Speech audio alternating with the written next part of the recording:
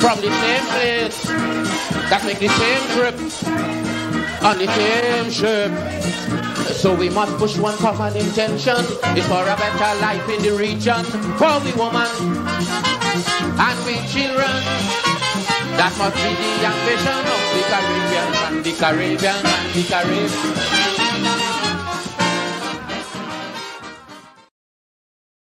And welcome to today's edition of Politics 101, our open word edition. Professor Clive Thomas and Dr. Dennis Canterbury. Somebody said, well, Dr. Hines, you say Professor Thomas and Dr. Dennis Canterbury. Is there a difference between the two? Well, look, we've been calling Professor Thomas Professor for as long as I remember it, and so we don't want to get our wires crossed according to the young people. So we want to leave Professor with the Professor. Dr. Canterbury doesn't mind it. Well, Dr. Canterbury and myself are professors and so on. But when we say Professor Thomas, it's more a Guyanese West Indian kind of thing. It's more a generational thing more than anything else. So yes, Professor Thomas and Dr. Dennis Canterbury are going to be here today, and we are going to be weighing in on the issues of the day, always with the eye of the political economist, with the eye of the political economist. And as you know, on this program, we endeavor to do, among other things, to teach. We can't help doing that. We have to do that. It is very important in terms of throwing ideas out, discussing ideas, because I've been reminded over and over again, there is no real successful movement without big ideas. And that goes without saying, whether it's whether it's apartheid and fascism on the one hand, or whether it's progressive politics, socialism, regional integration. We have to have big ideas. And as you all know, I have been saying for the last couple of weeks that, there is talk of elections, and we are not anti-election, but we always raise the question of whether in effect the election would lead to transformation, whether it will lead to something progressive in the society. So we're always keeping an eye on the electoral architecture. And you know that our electoral architecture in Guyana needs a lot of repairing. And so we keep an eye on that, but we also don't want to give the impression that we are anti-election, that we are not interested in election. As I said, we have a couple of big ideas. The cash transfer, the Buxton proposal, universal basic income.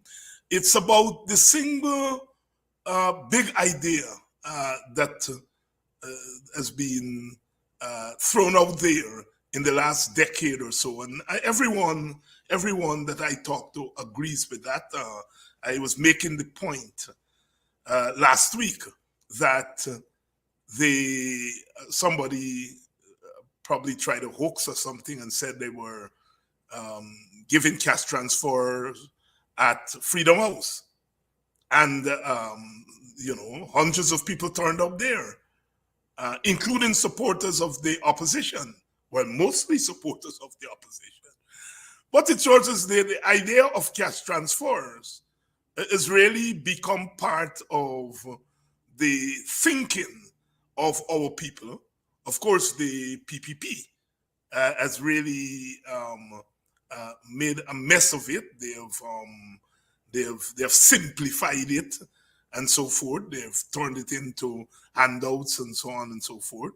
But when we in the WPA, when we talk about cash transfer, when we talk about the universal basic income, we're really talking about something that's structured, something that is a means to an end, and the end is the alleviation of poverty.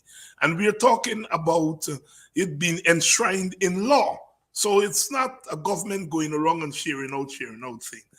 And it's a big idea. And one of the things that we have learned is that more and more there are political parties and political leaders who have embraced it to some extent and differently and so forth. But I have argued that insofar as governance is concerned, that we would want to be at the table in order to ensure that we can deliver on that policy, that we can deliver.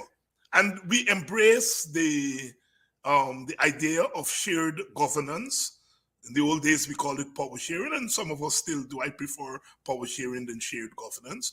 But we embrace that idea that no single party has all the answers.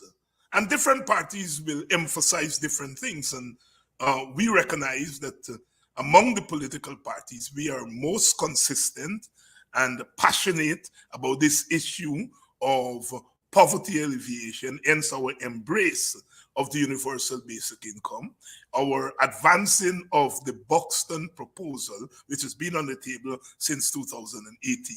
And I have argued that we would want to be at the table after an election to deliver that to the country.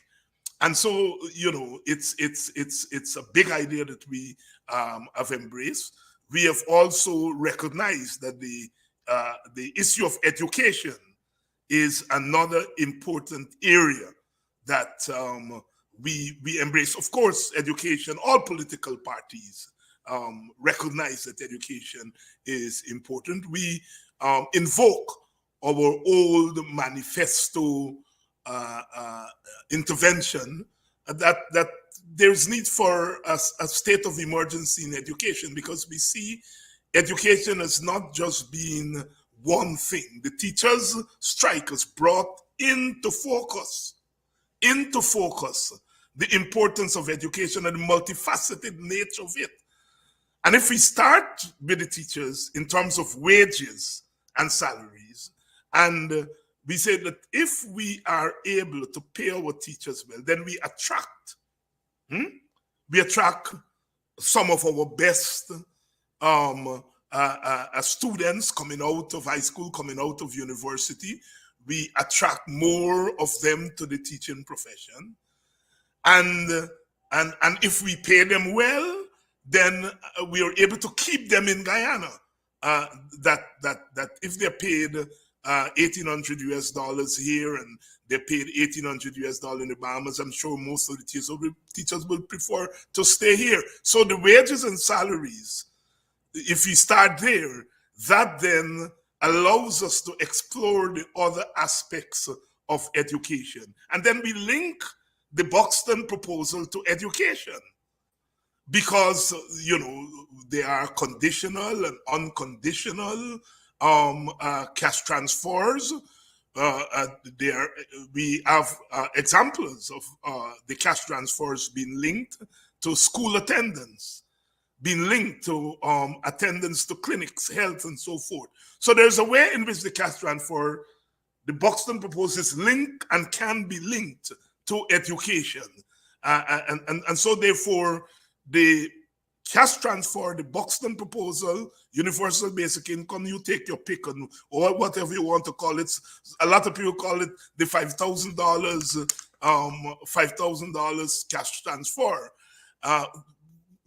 That, along with education, I would say, is where we in the Working People's Alliance start in terms of where we want to go policy-wise. Of course, in terms of the oil and gas industry, we also have ideas. I mean, Professor Thomas has put forward the idea that we need a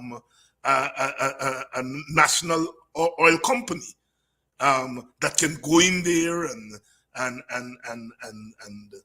bid, for example, for blocks and so forth. And we haven't heard anybody pick up that idea. So there are areas of the political economy of Guyana that we in the WPA have been thinking about and articulating.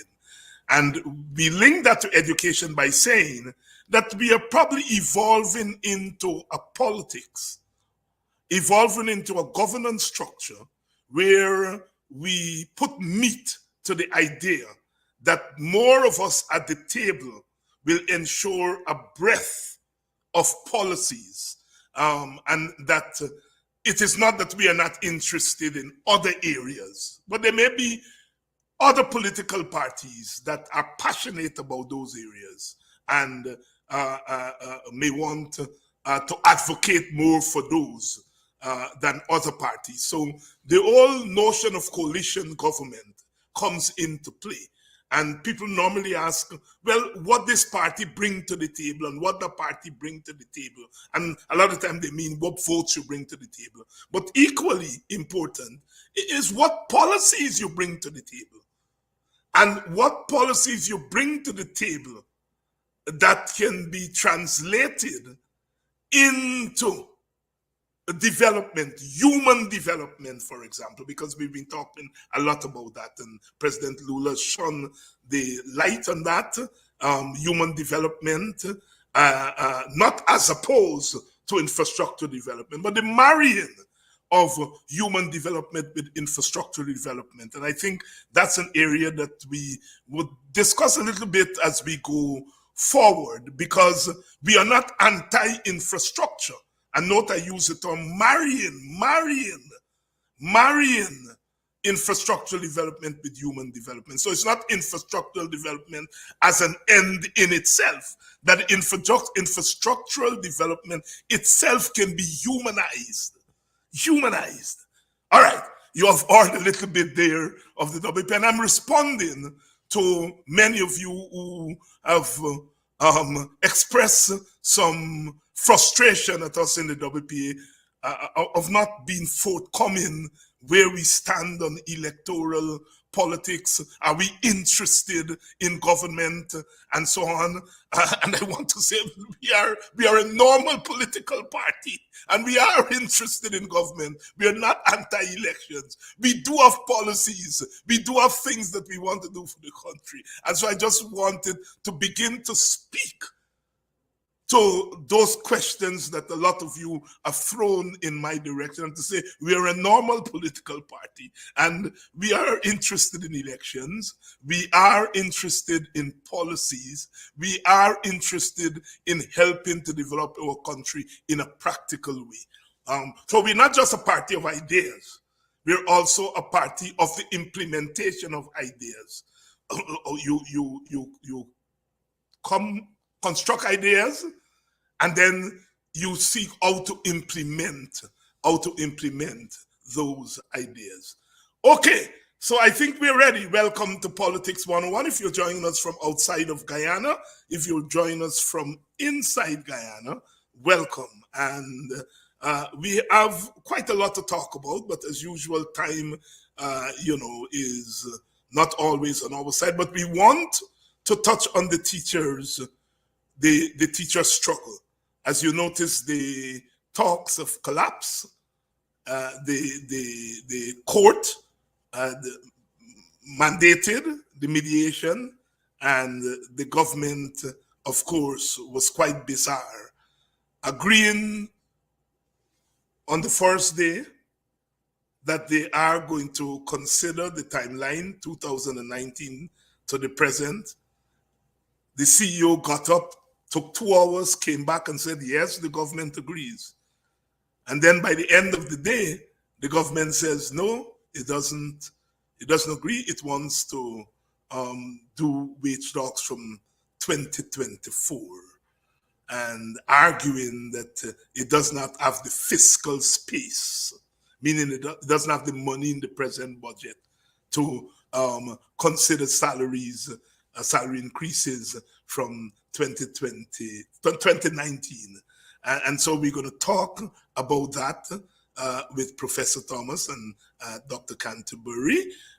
We are also going to look at that Chevron Exxon thing on, I think it's the Lisa block, and things are heating up there. They're moving to arbitration.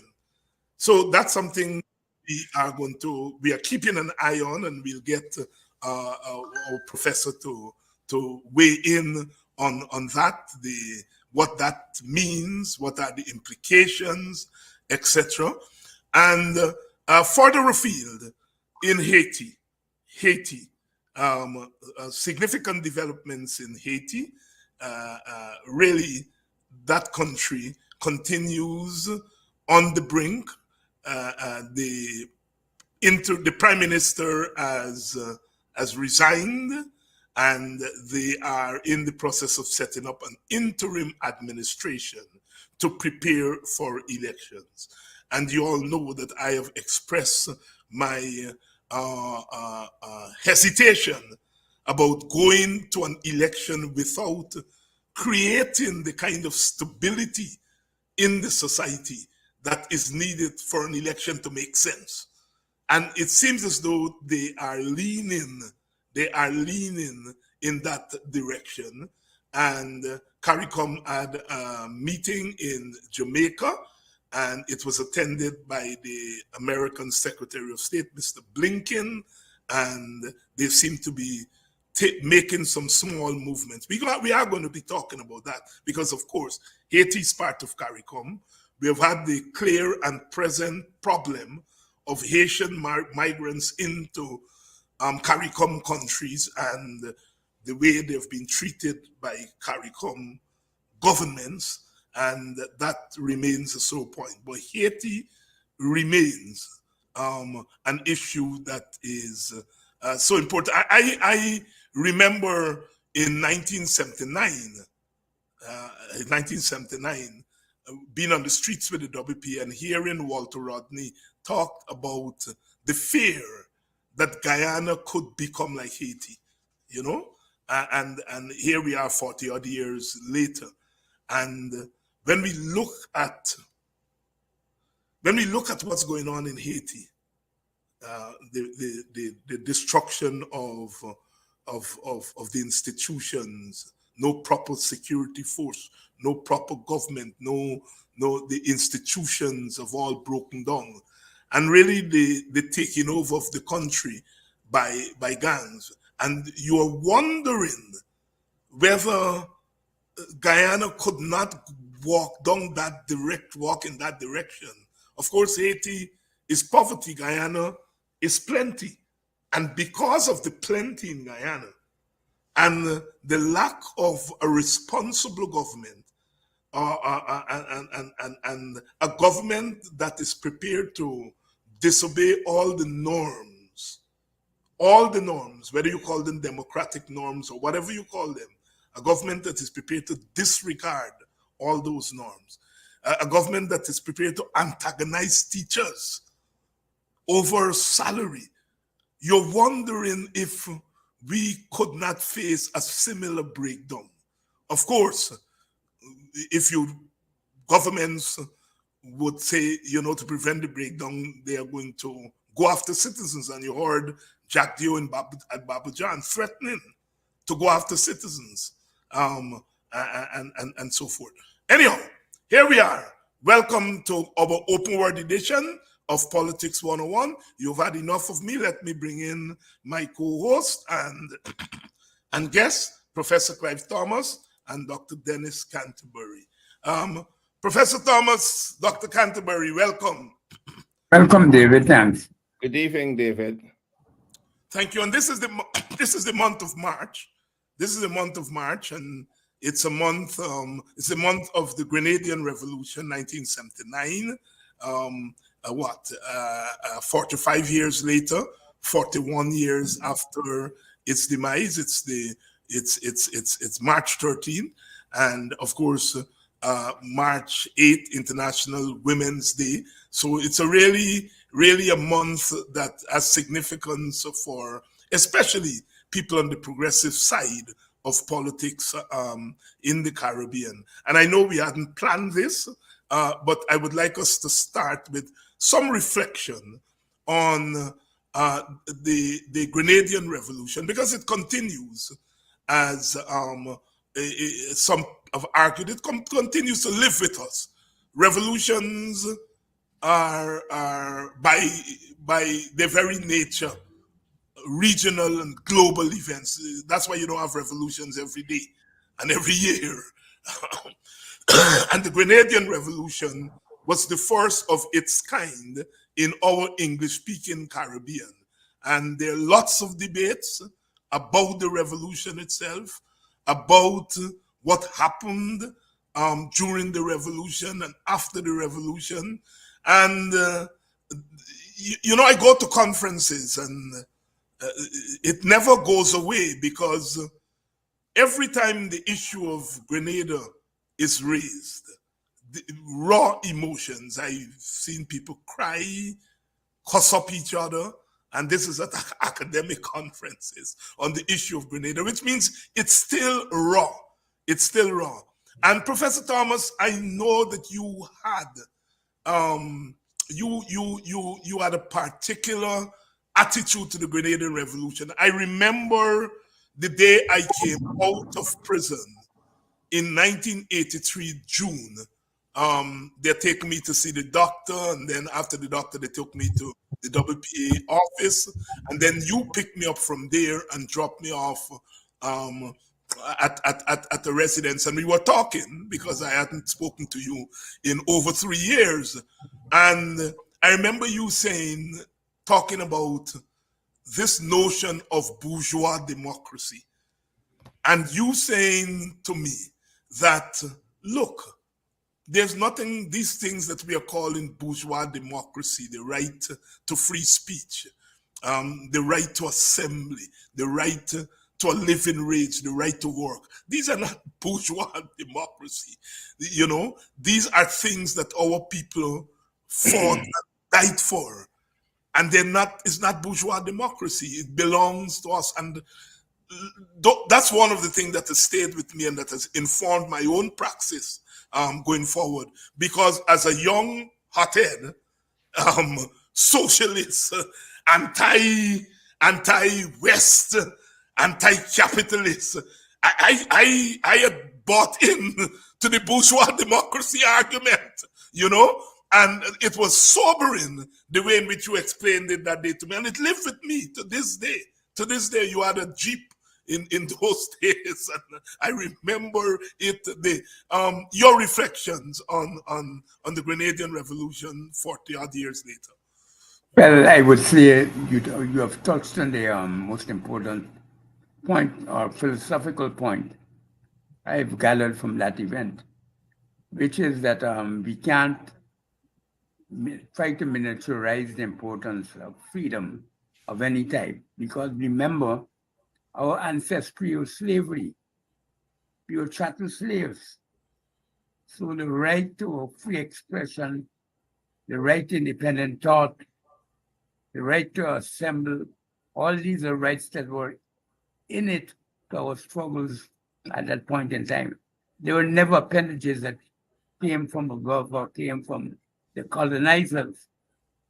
So I wanted Caribbean people to realize, as descendants of slaves, we had an innate tendency to fight for those things. So, which meant that we don't want people in this region to want to give up on democracy and say it's bourgeois, and other people to come from having the rights of free personhood and so forth in their own countries, fighting alongside us and telling us that they are different from us. They are as good and as important as us in the way in which we are situated in the struggle. And I felt that we had given some of the supporters of the radical tradition from the metropole, or I would call the imperialists, too much of a scope in determining the outcome, because it was they who were framing it. as bourgeois this and bourgeois that. So I try to make sure that the struggle for democracy, for Guyana's representative government, and all that was rooted in the demands and the social experiences of Guyana and the Caribbean. So that was the thrust of it. That was the thrust of it. And I remember, like I said, it was in June of 1983. The revolution had not yet imploded. And as I said, you would pick me up at the WPA office and you were dropping me to Andaye's residence. I remember it was about 2 o'clock in the day and it was sobering for me. I think monthly review had published that. Quite Yes. a famous Yes, yes. Dr. Canterbury, the Grenadian Revolution, as you look back on it, what is there a lesson? Are there linkages to the present? What? Yes, just to as an adjoinder to what was already said, I think that when we look at when we pose the question, what was the cause of it?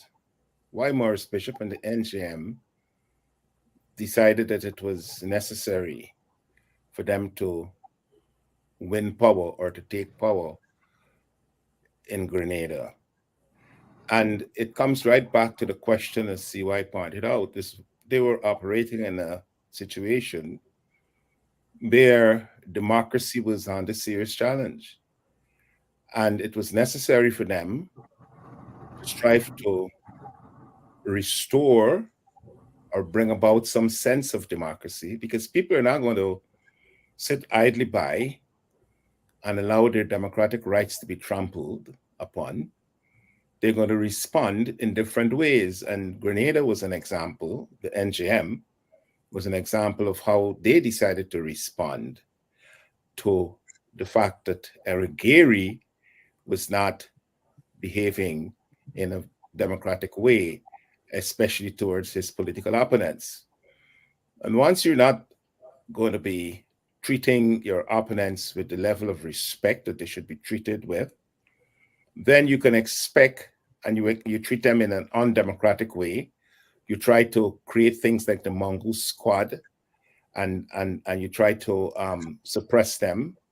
You try to take away their votes. You bring in all kinds of spiritual and other forms of UFO voodoo into the process. Then people are going to respond. And I think that even in our own country, in Guyana, people should be wary of the fact that once people are oppressed, once the democracy is taken away from them, then people are going to push back.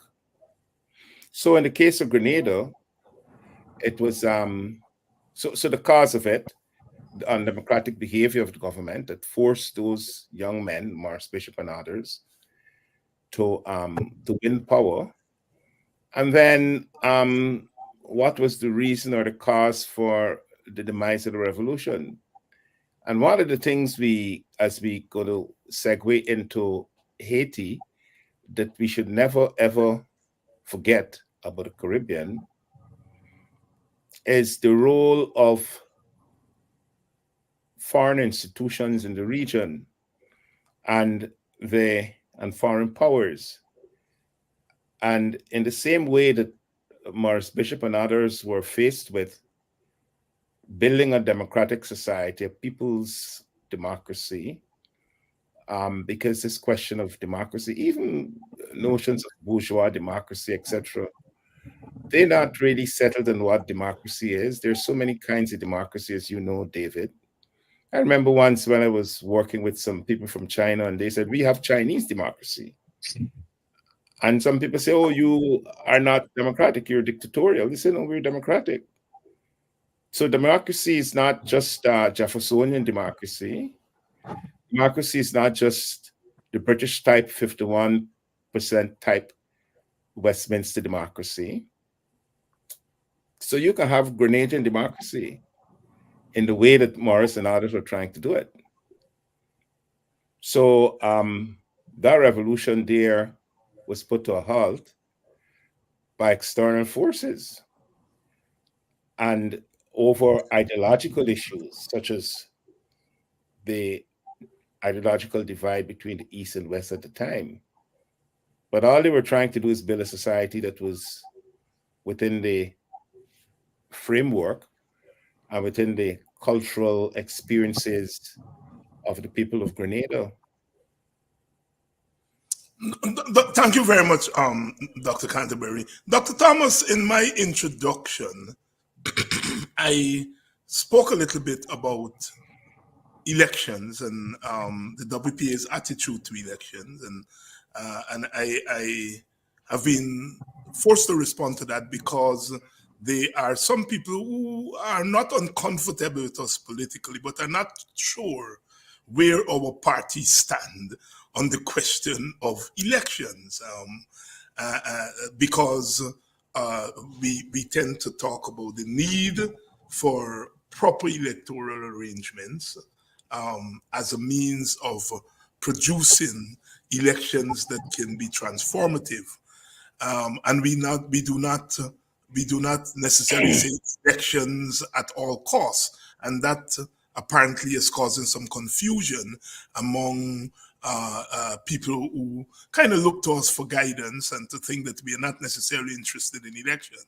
And I want to take you back to the Grenadian Revolution, because the debate as whether the Grenadian revolutionary government should have held elections was one that was raging, and you came down on a particular side on that issue of election, and you got some castigating from fellow travelers on the left, and I wanted to go there for you to talk about the WPA's attitude to elections. So if you can respond to the WPA's attitude to elections, taking a cue from way back there in the revolution.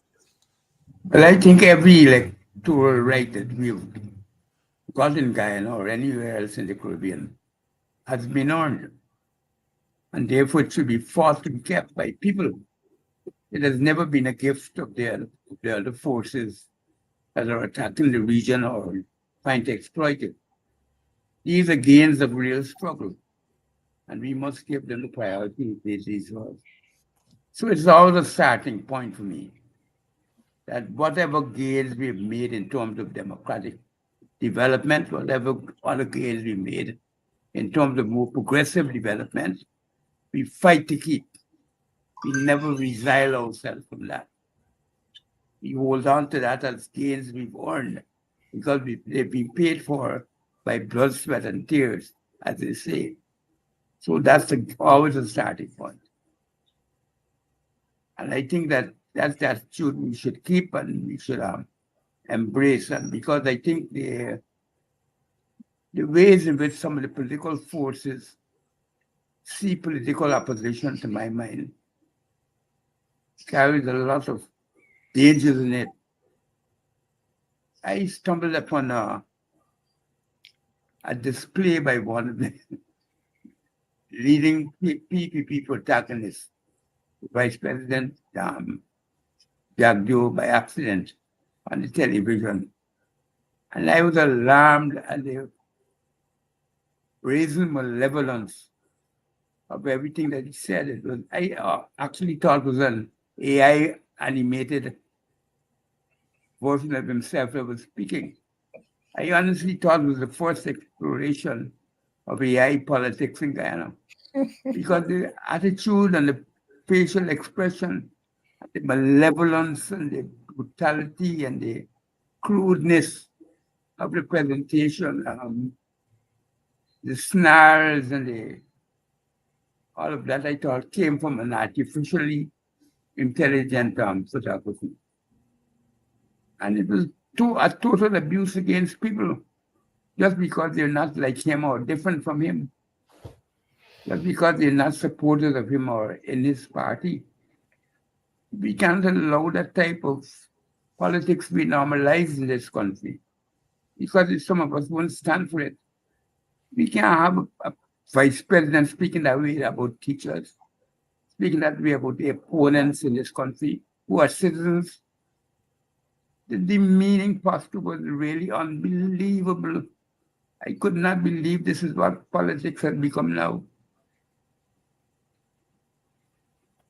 So you know, Yeah, see why, what's that? as you were speaking, I was thinking exactly in that direction, but in a different sense, but in the same way, because when you said that we've had a history of struggle, we didn't get democracy on a pedestal. We didn't get, no one gave it to us. We had to fight for it. Every trade union right we fight for. We had to fight for it. And what struck me was that some people are trying to say that it's not our fight for these things, but there was someone who was the soul of the nation. I was shocked when I saw that. No, the soul of the nation was crafted by Jagan and the PPP. That is what bold me. That is beyond artificial intelligence. So what's the role of the struggle? One of the most vicious exposures I've ever seen of what I would call petty politics at its most petty. See why? Sight to behold. Yeah, see why, and I think this takes me back to come forward again.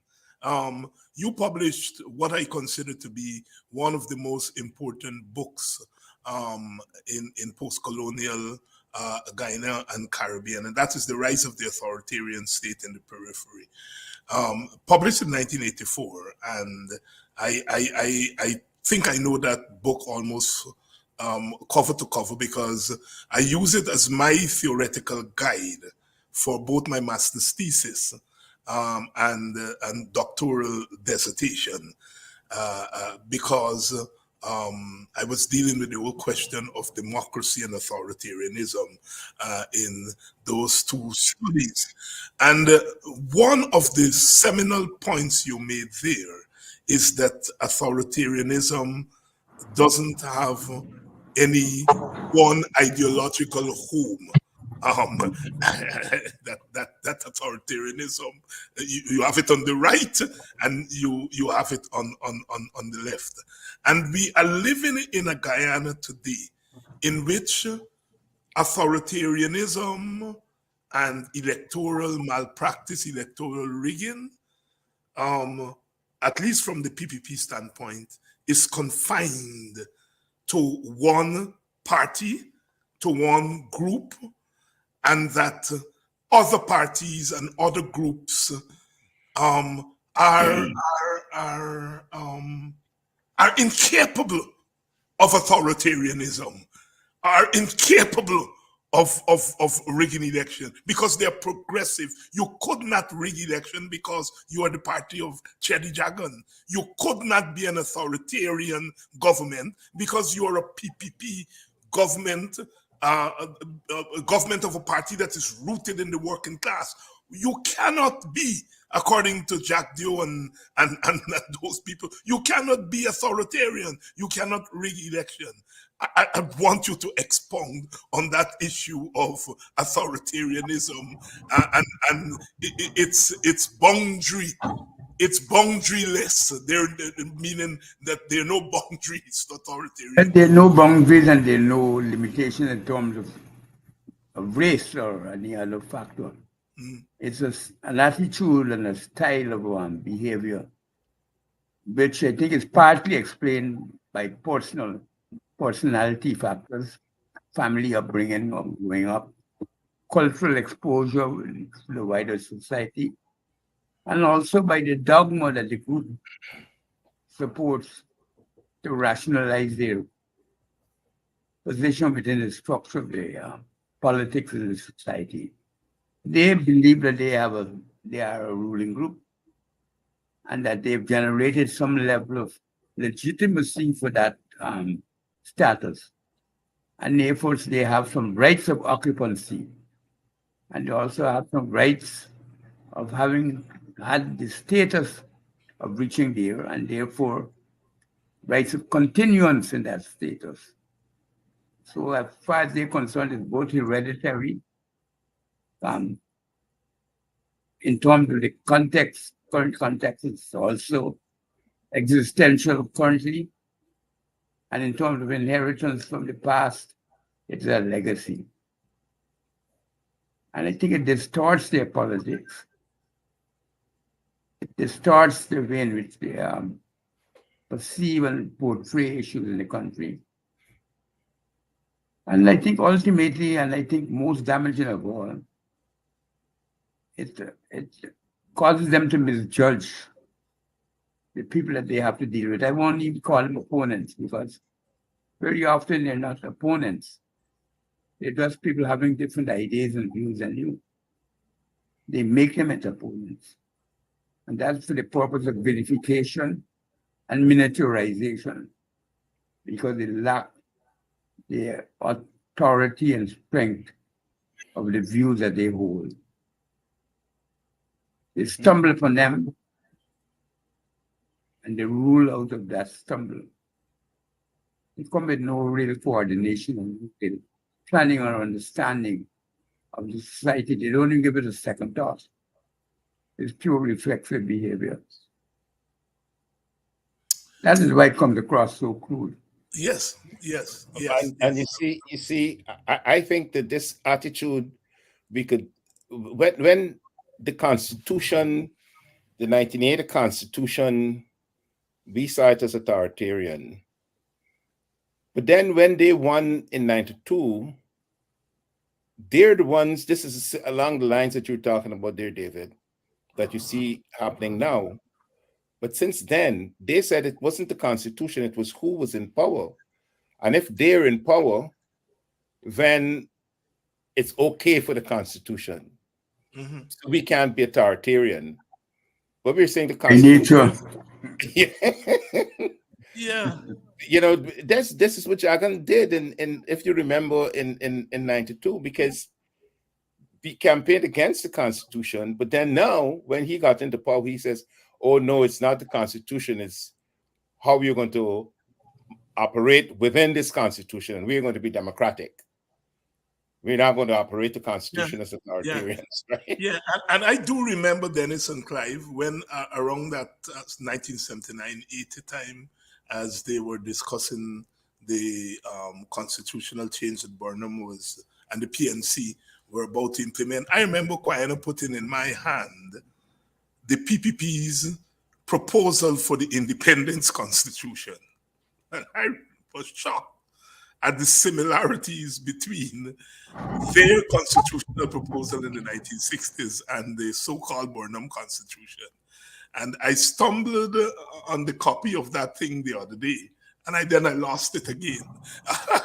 I stumbled on it, I was searching for something, and I still do have it, but it's amazing the kind of hypocrisy that passed. Let's move to the teachers, the development in the teachers' situation. We know that they moved, mediated talks, and no sooner they began to talk, the talks collapsed because the government said that they cannot consider salaries, raising salaries and wages from 2019 to the present, that they want to start negotiation from 2024. The teachers union, of course, walked out, and the matter is now going back to the court, and we have the threat of perhaps a resumption of the strike. Professor Thomas, you first, and then I'll go to Dr. Canterbury. Are you surprised? Are you all surprised at this development, this attitude on the part of the government? Well, I wouldn't say that I'm totally surprised. I somehow or the other had a feeling that they would never accept the equality on the other side of the table as represented by the GTU. That was my feeling personally. But what I see coming out of it is almost a personal contempt for the GTU. It's almost as how dare these people. It's almost a feeling that they don't have a right to stand and bargain with me. Mm-hmm. Master Day in full flight. That's what it sounds like to me. So I was I'm now totally disappointed because it's going to take a humongous effort on the part of the court to put us back on course. All the excuses the government is giving, I think, are really very puerile, because ultimately they can make an agreement where they set a starting date for payments into the next budget or supplementary budget, or they make some adjustments with it drawing down from the natural resource fund. Many arrangements can be made to satisfy the payments later on. But the important thing is to get through the negotiations to arrive at a settlement that both parties are comfortable with. And there's no question of fiscal space determining or preventing that outcome from happening now, because it doesn't have to say the date will be implemented as of the 4th of March or April or even May or June. You can always set a date for full implementation of the process. So I think they're copping out, and I think that they're copping out because they feel that the teachers now are their weakest point, having gone back in. And it'll be hard for them to start again. So to me, it's a brazen, naked exercise of the attitude that I told you that I thought I saw being displayed out of artificial intelligence earlier. That's the only explanation I could give for what I've seen. But none of the arguments make sense. None of it makes sense. Dennis? Yes, I support everything that CY just said there, because when I looked at what from the Chronicle, for example, if you look at the Chronicle and you see the way they reported it, you get the impression, if you were only to read that, you get the impression that the union just walked out. So the teacher union disrespected the process and they walked out. Whereas the truth of the matter is that they're the ones who reneged on the whole situation. The real cause of what happened was them, because they agreed to do one thing, and then when you get them to the table and the people are off from the strike, they're back at work, then they could bring their dirty tricks. This is just a piece of they even changed the negotiator. Yes. Yeah, they brought in a new negotiator. And the one before didn't seem to know. Yeah, and I remember that kind of tactics that these fellas use with us, where you don't know who you're really negotiating with. Because today you negotiate with this person, and then some higher up, because they send a permanent secretary now, then next time they might send a junior minister. So you don't really know who is the true decision maker in the process. This is the other thing to consider here. Who could really make a decision? Imagine how could a government treat its own employees that way? Exactly. I mean, if it's a war game you're playing, I could understand. And that's how they're behaving, as if it's a war game. So the union really is in a pickle, in the sense that they could play those kinds of dirty tricks, like changing negotiators. You meet an agreement, and then you don't know if that's the real agreement, because some higher authority comes in and say, well, they don't have the power to make this agreement. All of those things we experienced in the past. So it's not surprising. Yeah, as Dr. Thomas says, it will take a humongous effort on the part of the court. And I think that is an important factor going forward. We will see how the court responds to this, because it's the court mediation, court-ordered mediation, and we will see how the court responds to this. Professor Thomas, the Chevron, ExxonMobil tug of war over the Liza block continues. It's now going to arbitration, no? Yes, and they expect it to be completed by the second quarter of next year. That's the forecast most commentators are signaling at this point in time. what should we in Guyana, we Guyanese, from our standpoint, what should we be looking for in this old? What we should have been looking for is that, since it's concerning Guyana oil, we should have had some regulatory input into the matter. But we apparently had none. So I don't know. All these things happening around us. That's why we need a national oil company. Yeah.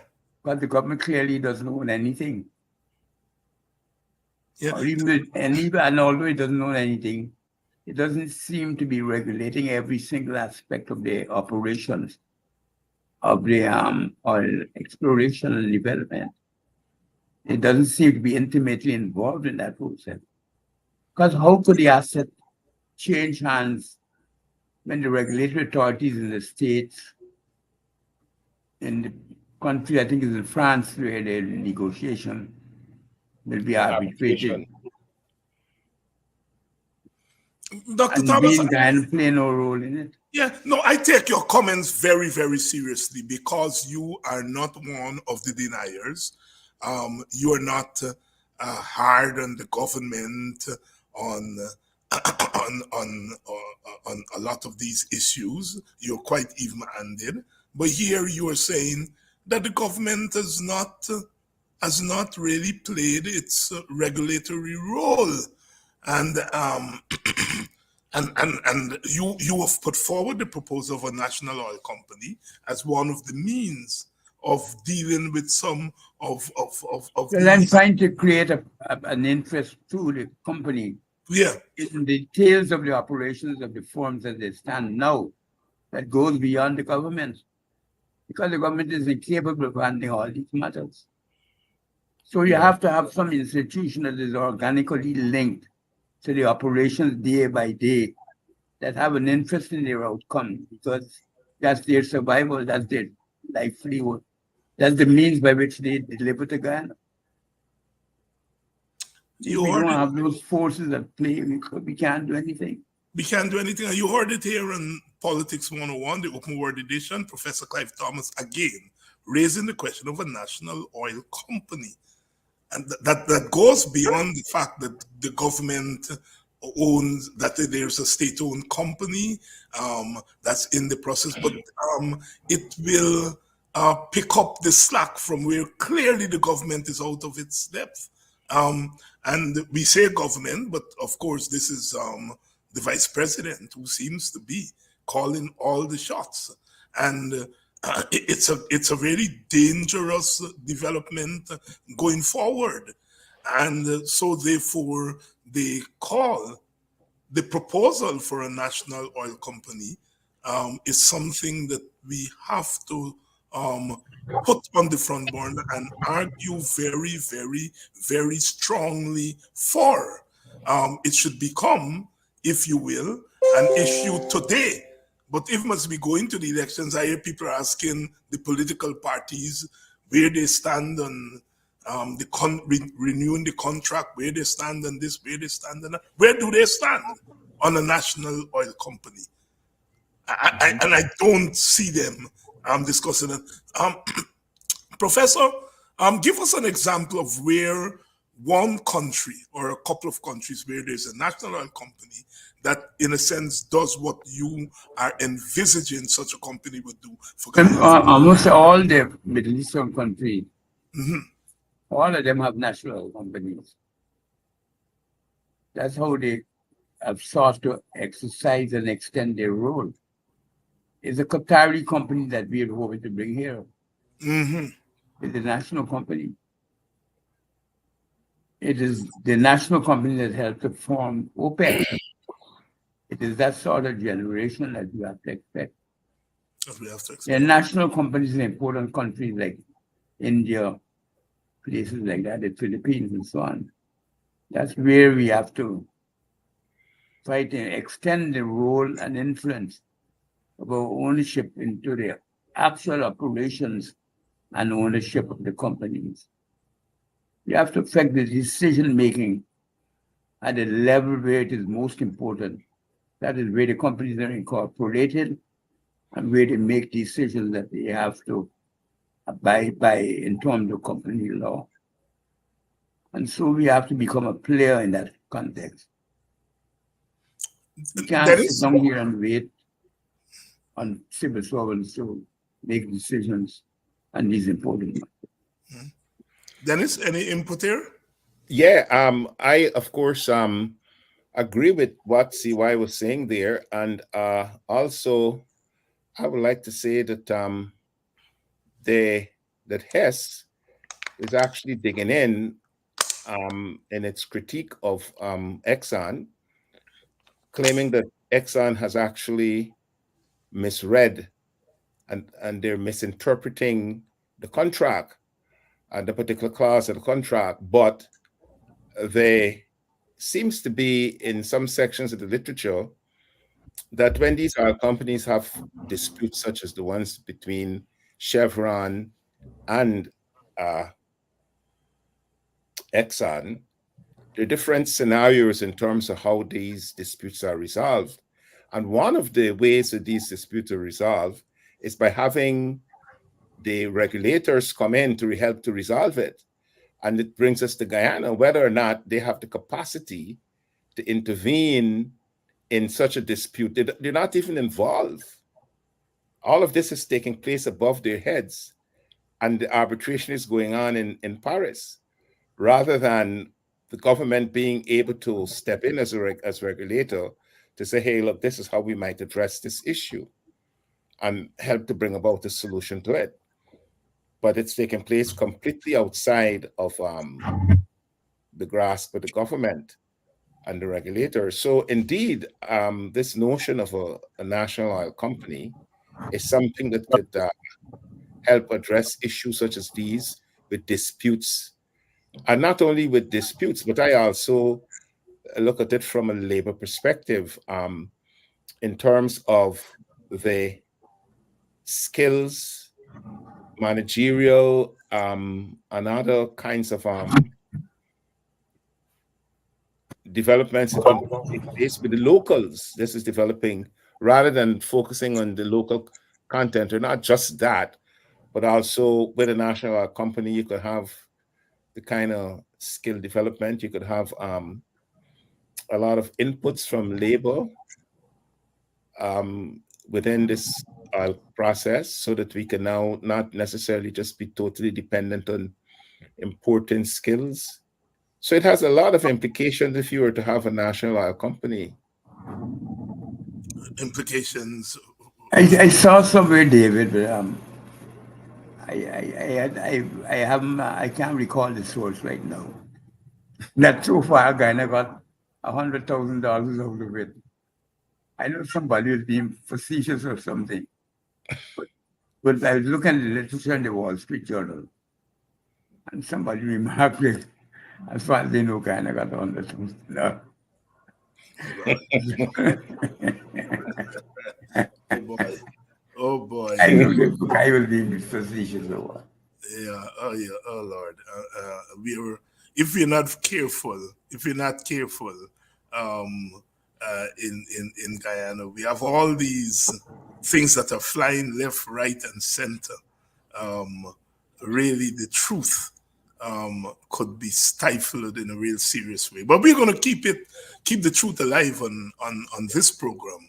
But you know what, David, there is, I think if you have a national oil company, it could be a place becoming like a repository for all kinds of knowledge development and storing, so that then you could really understand the industry, because we don't really understand the industry in the way that CY is possibly the only person now who is giving us a particular kind of insight into the industry. But really and truly, the people who are claiming to be running it, they don't have a full understanding of how the oil industry works. Oh, the oil industry. We can't close our program without touching on the developments in our sister CARICOM country, Haiti. Very brisk developments there. Goes into what we started to discuss, the whole notion of democracy not democracy in the imperialist way, but democracy in a real serious people's way. And Haiti is really a disaster that has to be fixed. It has to be fixed, and it has to be fixed, I think, in a new way. Professor Thomas, are you encouraged by the outcome of the intervention, the meeting that CARICOM leaders had, and they proposed support for an interim administration in Haiti as a means of setting the stage for proper elections? The only good thing about that is that I think it's probably a very good thing that the current Prime Minister decided not to go back. Yes. Because I think that would be really calamitous. But the fact that the Americans chose him in the first place and persisted in his choice when everybody else in Haiti was calling for them to abandon that course shows the stubbornness and the dysfunction of the Biden administration at this point in time. I think Blinken, I think it was Blinken that went to the summit in Jamaica. Yes, Blinken was there. Yeah. And I don't know if they were trying to co-opt Caribbean leaders into the process, but there needs to be a significant shift towards recognizing the legitimacy of some of the domestic forces within Haiti as a means of going on. I don't think at this point in time, with the level of violence and the level of guns out in the street, that would be an easy task for CARICOM to regularize the situation and so on, because there be too many casualties for the Caribbean region to bear, I think, if they were to turn their arms against the Caribbean police forces or armies if they were sent. So I think that we have to go down keep going down the American route, which has been the source of much disaster. Yeah. Dennis? I think it parallels what's happening also. Yes. Amazing American errors. And that anti-American sentiment or the anti-American attitude to Haiti sentiment is very deep among the people of Haiti. Every time I've gone there, you can feel it. You can feel it. It's there. It's not hidden. And I think CARICOM has to be very careful. Yes. They're not casting that role. They're not seen as puppets. As puppets of the US. Dennis? Yeah, and for this reason, the Kenyans are not going. They said categorically that they're not going to go to Haiti to lead any peacekeeping force without a government being in place. And so when the Henry resigned the other day, a few days ago, they said they're not going. But I think that to your question, David, I think that this, like CY said, there isn't much to come out of this. And one of my concerns really has to do with the conditionalities that are imposed there. Because when you look at the document that came out from that meeting, it reminded me of Iraq and the conditionalities about who could participate in the electoral process, who to include and who to exclude. Yeah. And that's not, you're not going down the right road there at all. Because some of if you have a criminal record, you can't participate. I would say who without sin cast the first stone in a scenario like that, right? Yeah. It's a disaster. How could you have those conditionalities? Yeah. No, I completely agree with you that it's a very risky undertaking, and the credibility of the very dangerous too. Very dangerous, very dangerous. The credibility of the CARICOM leaders are on are on the line here, and they have to be extremely, extremely careful. When I looked at the table and I saw, of course, the chairman of CARICOM is our president, but when I look and see he's flanked by Mayor Motley and Ralph Gonzalez, and I reflect on the role they're playing in the Venezuelan issue. If they take that attitude to Haiti, I am very, very nervous. And I have tremendous respect for Mayor Motley, or intelligence.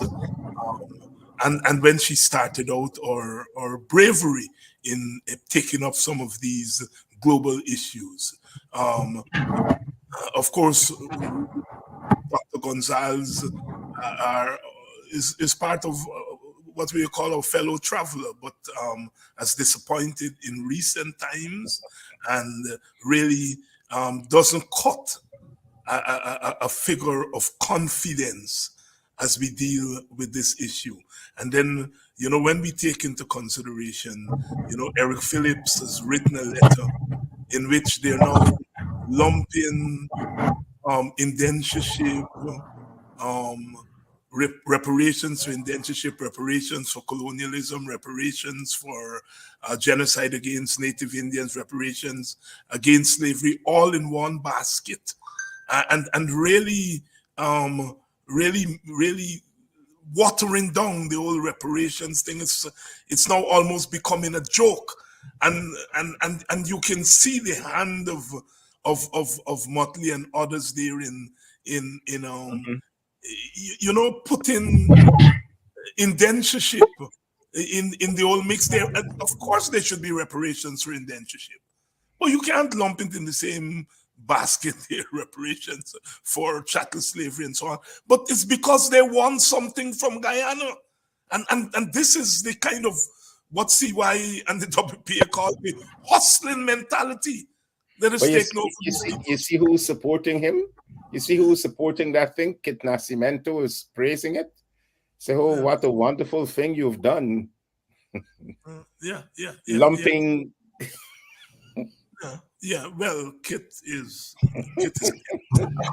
Gentlemen, thank you all so much for coming on to yet another edition of Politics 101, or Open Word edition. Again, it's always a pleasure to have your input, Professor Thomas, Professor Dennis Canterbury, both members of the leadership of the WPA. Thank you all very much. Thank you, David. Thank you, David. And thank you, our audience, for staying with us. It's always good. They always say that, we have to break down things for our people. And, when our academics and experts speak, they speak over the head of people. All of you all have stayed through this program and continue to stay through. Our open word programs are among the most viewed, constant audience, and it shows our own maturity. I mean, we engage in public education, and the idea of public education is to get our public, and some would say our publics, involved in their own education, what Walter Rodney used to call self-activity, for self-emancipation. There is a way in which our people are deeply involved in these issues. I go back to when I was a boy in Buxton, and the WPA would come in, and I see the cane cutters and the farmers would come out from the back dam when they hear Clive Thomas coming to speak. And we young people, we wanted to hear the energy of Walter Rodney and so on. And I will always wonder why they want to listen to Thomas. Because, of course, 16, 17-year-old, we are not into the economics and stuff. But they were into the economics, because Thomas was talking about political economy. He was talking about sugar. He was talking about peasant farming. And they understood what he was saying. We, the young boys and girls, we weren't there yet, but they were there. And so I reject that idea that when our professionals, our academics speak, they have to water down things for people. Walter Rodney always said when he went into the gullies in Jamaica, he not only thought, but he learned from the Rastafarians. He learned from the inner city people. And we continue to learn from you all, even as you learn from us. Anne wash Anne, make Anne come clean. Love you all. And we'll be back tomorrow with another edition of Politics One. One race from the same place that make the same trip on the same ship. So we must push one common intention. It's for a better life in the region. For we women and we children. That must be the ambition of the Caribbean and the Caribbean and the Caribbean.